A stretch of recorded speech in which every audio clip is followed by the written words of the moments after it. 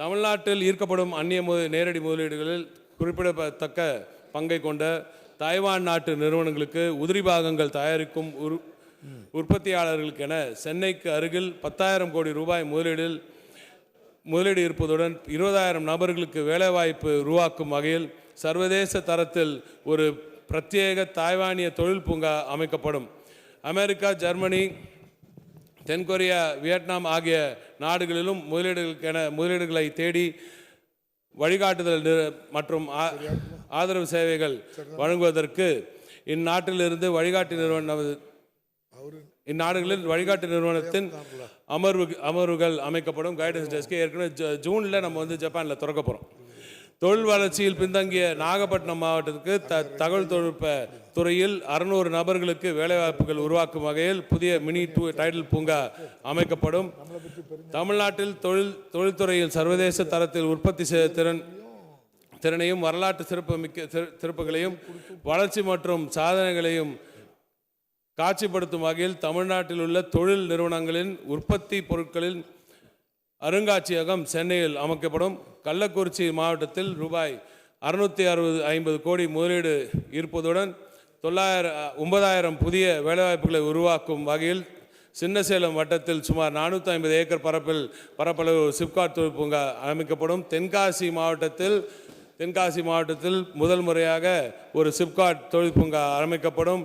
சிவகங்கை மாவட்டத்தில் தொழில் வளர்ச்சியை மேம்படுத்த அங்கே மேலும் ஒரு சிப்காட் பூங்கா அமைக்கப்படும். வேலூர் மாவட்டத்தில் அவை முன்னவர்கள் கேட்ட மகிமண்டலத்தில் ஒரு சிப்காட் பூங்கா அமைக்கப்படும். திருப்பத்தூர் மாவட்டத்தில் மேலும் ஒரு அற்புதமான சிப்காட் ஒன்று அமைத்து அங்கே 2,500 புதிய வேலைவாய்ப்புகள் உருவாக்கப்படும். திருவாரூர் டெக்ஸ்டைல்ஸுக்கு அங்கே ஆடை தயாரிப்பில் அவங்களுக்கு முக்கியமாக பார்க்குறது அவங்களுக்கு ஆட்கள் கிடைக்கிறதில்ல. அதனால் எல்லாரும் திருப்பூரில் கொண்டு போய் சேர்த்து அவங்கள வச்சு அங்கே அவங்களுக்கு தங்கும் விடுதலாம் கொடுக்க ரொம்ப கஷ்டமாக இருக்குது. எனவே அதை டீசென்ட்ரலைஸ் பண்ணி தமிழ்நாடு எங்கும் அவர்கள் வர்றதுக்கு தயார் இருக்காங்க. ஏற்கனவே டீயில் நான் பேசியிருக்கேன்.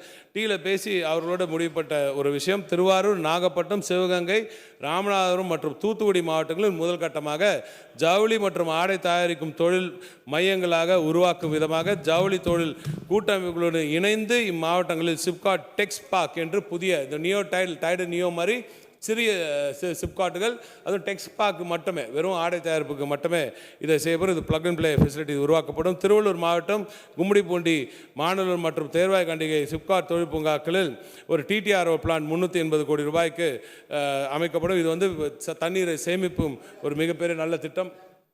நன்றி வணக்கம்.